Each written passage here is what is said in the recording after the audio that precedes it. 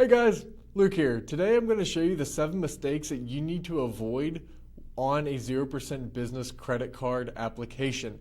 So when we are applying for business credit, the first thing that we want to make sure is that our information matches our personal bureaus. So what do I mean by that? Whenever you are going through the application and you say you live at X address, you need to make sure that on your credit bureaus, so Equifax, TransUnion, and Experian, you need to make sure that that information is congruent to the information on the application to the bureaus. You need to make sure that whatever you're putting down on that application, it is matching whatever your credit bureaus are saying. Because if it is not, what's going to happen is that the algorithm with the system at the bank is going to get mixed up because your credit bureaus say X, but you're saying Y, and it can just cause a lot of problems that you don't need when applying for business credit. Now, also, we need to double check our information for our business. So, a couple things that you need to do is you need to look at your Secretary of State, Dun & Bradstreet, and then if you really want to get into the weeds, check Experian Business and Equifax Business. And just make sure that the information on there is correct and is congruent between all those different sources. Because if your information is not correct, when these banks are looking into your company and they're seeing what you're putting on this application, if it's not matching up, they're not going to want to play ball, or they're going to need verification. And it can just cause a lot of problems that you don't need, and it's just going to be a big headache for something that is very easily avoidable if you just take some time just to double check your information and make sure it is correct. And with the personal credit, all you have to do is make a free account with Equifax, TransUnion, and Experian. They're free accounts. You can go in there, check your report, and see what is your address showing on those. And if it's not showing correctly, all you have to do is just give them a call and just be like, hey, this is what my address is. It's not showing on here correctly. Can I update that? And they're going to update you, and then you're going to be in the clear. But it's just always good to double check just to make sure that what you're putting on the application matches those bureaus and everything else.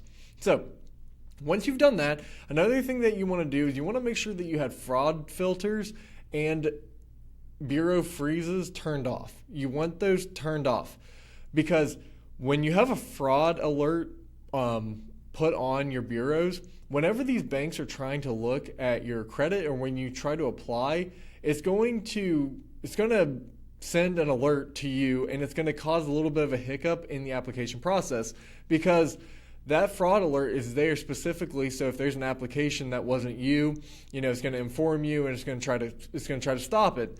Now, if you're applying for business credit, the last thing you want is anything to get into the way of you applying. So if you have a variable like a fraud alert turned on, it can cause problems whenever you go to apply. So you want to make sure that those are turned off. I mean, there's just no reason to have them on if you are applying for business credit. Now, with the bureau freeze, these are things that you can put onto your bureaus so that way no bank or anyone can look at your credit profile. Now, when you are applying for these banks, they got to see what your personal credit looks like. So they need to check your personal credit to make sure that you're good to go and that they're able to give you funding. If you have it turned off, they can't check it. Or if you have a freeze put on to your bureaus, they're immediately going to stop and just be like, hey, we couldn't continue on with this application because of this. Now you got to go and lift the freeze. You got to call back in, talk to somebody, and it just makes it a complete headache that is so easily avoidable. Now, I will say, when you lift a freeze off of your bureaus, make sure to do it the day before. I have personally seen what happens when a freeze is lifted at the time of applying, like you lift the freeze and then apply. It doesn't give enough time for the system to fully register that it's been lifted, and it can cause a lot of problems. You got to then call the bank, you got to talk to a representative, and it's a big headache. And so just do it the day before. If you know you're going to go through funding, just turn these things off, and then that way you're not going to have any problems and you can just smooth sail. Because like I said, you don't want an extra variable standing in the way of you getting approved for funding, because that extra variable could be the thing stopping you from getting funding. Now, the third thing you want to make sure on these applications is when it asks you for your employment status, do not put you are self-employed, retired, etc. You do not want to do these things, because if you do self-employed, what it shows is that, so when you're doing these applications, we're banking on the algorithm just to give us automatic approvals. If you put that you're self-employed, the algorithm is going to immediately say that, is going to see that, and they're going to be high risk because it's got inconsistent, cash flow, unreliable, income coming in, and it's just no good. The systems do not like self-employed. So what do? You want to put yourself down as employed, but you can just do your employer as your company. But by putting yourself as like a full-time employee of that company, what it tells the algorithm is that you're safe. And that's exactly what we want to do. We want to make sure that when we give this application to the system, it's just going to push us through. So we don't want to give it anything that's going to hold you back, and it's going to count you as high risk, because the last thing you want to do is the algorithm count you as high risk, because once that happens, it makes everything else so much harder. So make sure to put yourself down as full-time employed, and your occupation can be like executive, and just do your employer as the company, and it's going to save you a lot more headache. So the fourth thing that we need to also look at is the income and DTI. So if you guys have watched my channel at all, you'll know that I will go into deep dives on how to apply at banks, and I will show you general areas of income and revenue and stuff that has worked good with not having to get not having to give the banks any documentation to prove you are making what you're making. Now, whenever you are going through an application, a big thing that I always talk about is that you need to make sure that your income is aligned, is appropriately stated compared to what your debt obligations are. So your DTI, debt to income. You want to make sure that your debt obligations are below 30% of what your income is. So if you're making $5,000 a year, you do not want to have your income as reported as $10,000 a month.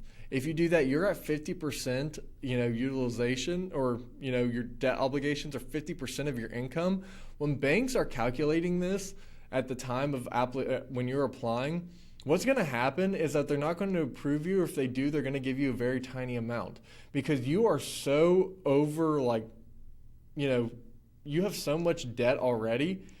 Them giving you more debt is just putting them in a bad spot of possibly not getting their money back. So when you are, figuring out your income, just keep in mind, how much are you paying on your debt obligations, and then calculate how much income you should put down.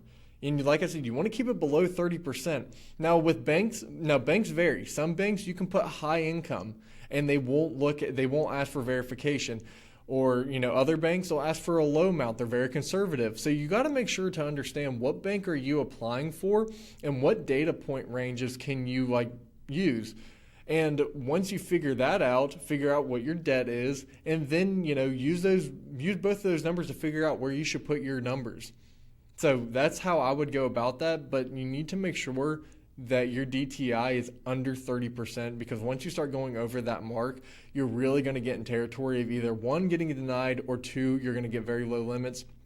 And if you just take a little bit more time just to figure out the bank that you're hitting and what kind of money or what kind of income you can state, then whenever you figure out, whatever your debt obligations are, then you can kind of figure out that number and kind of meet in the middle. So that's just what I would do.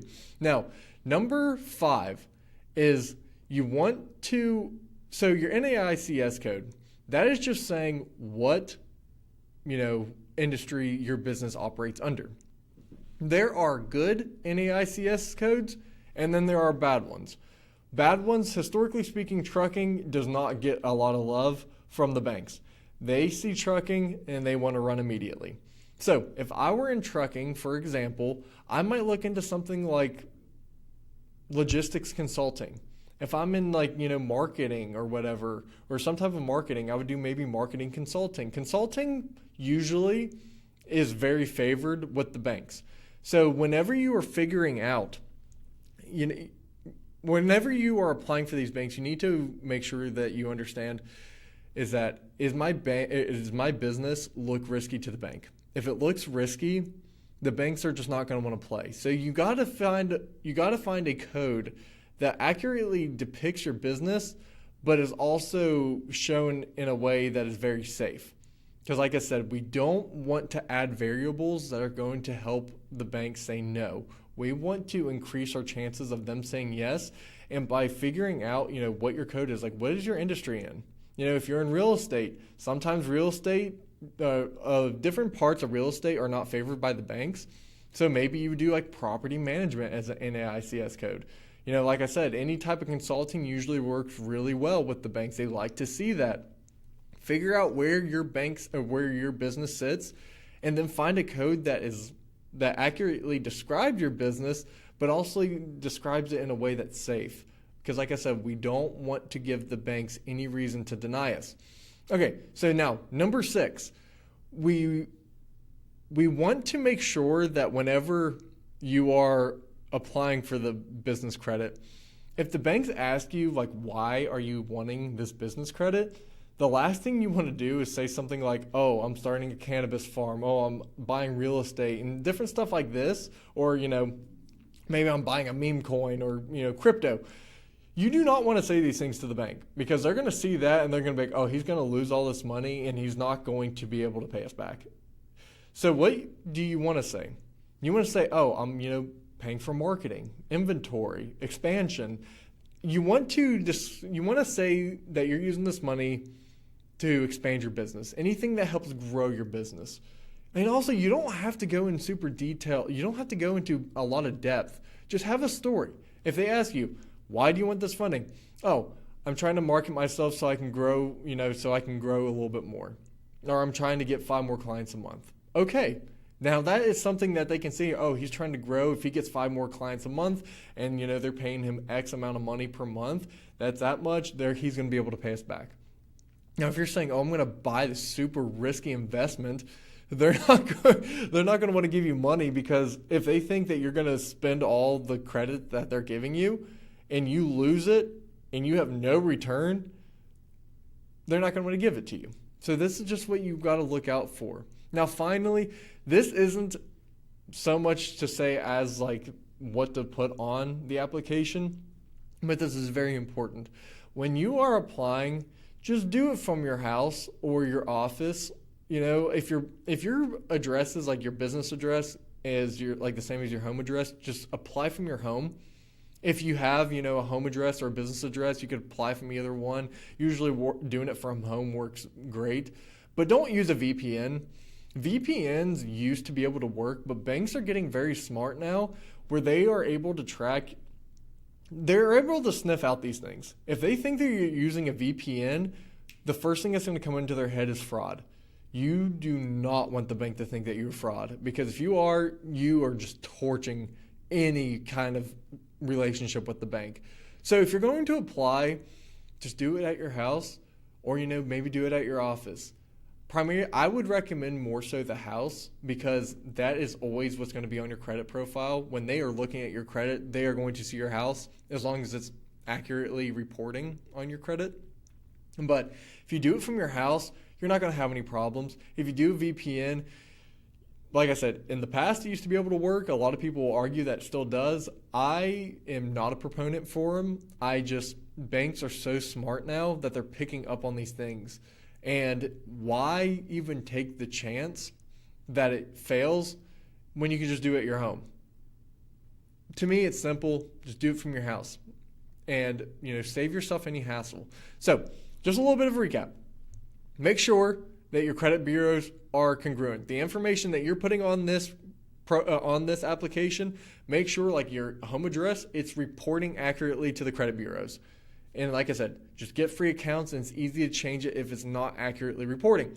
Now for your business, check the Secretary of State, check Dun & Bradstreet, and you can check Experian Business and Equifax Business and just make sure that the information is correct to your business because like I said, it takes a little bit of time to make sure you have no hassles. Now number 2, turn off the fraud alerts. Turn off any type of bureau freeze that you have. Just turn them off and do it at least a day before. I would even say more, but at the very least a day before, don't give yourself another variable to get denied. You don't want to deal with that. Just turn it off. If you already know you're going to go through funding, turn it off and don't worry about it, and you have nothing to sweat about. Number 3, make sure that your employment status is as employed and full-time occupation like an executive to your business. Like I said, don't do self-employed or any of those other ones because they will be deemed risky by the bank and they don't like that. So just keep it employed. They like that. Now, number 4, your DTI. Keep your DTI at 30% to less, less than 30%. Keep it there. Do your due diligence on what bank you're going to be applying for. Figure out what type of numbers that you can work with without having to get, documentation to prove that. Because if you go too high with some of these banks, they will request documentation. So you want to make sure that you know what range you can safely be in. Now, banks always reserve that right, but what we have seen is that at certain ranges, they will not usually do that. So just do your due diligence, learn about the bank you're going to apply for, and then, figure that out. But make sure that your DTI is under 30%. And then, make sure your NAICS code, make sure it's in a safe industry that describes what your business does, but it's in a safe one. Like I said, you don't want to do high risk. If you are labeled high risk, banks are not going to want to play ball with you very much. So just do your due diligence, figure out what is your business sitting in. Is it safe? If it's not safe, okay, which one can I use? Like I said, consulting usually always works. I've never seen consulting not work. So just keep that in mind. Could your business be described as consulting? If it can, great, use that. Just keep that in mind. And then number 6, it was make sure when you're describing what you're going to use the funds for, just make sure that it's to grow the business and not some risky investment or you're buying crypto, blah, blah, blah, blah, blah. You don't want to do that. Just make sure it's something related to growing the company and helping it expand. Banks like to see that. And then finally, just don't use a VPN. I can't tell you what to do, but I'm going to tell you what I recommend. Just don't do a VPN. Just do it from your house and just I am a big proponent. The less variables, the better. If you can dodge a variable that could possibly be an obstacle in you getting your funding, just don't do it. Just do it safe. Just do it. Just don't take risk when you have to, and that's what I would recommend, guys. So if this video has helped you, that means the world to me, and good luck with your funding, and I hope you all have a good one. Bye-bye.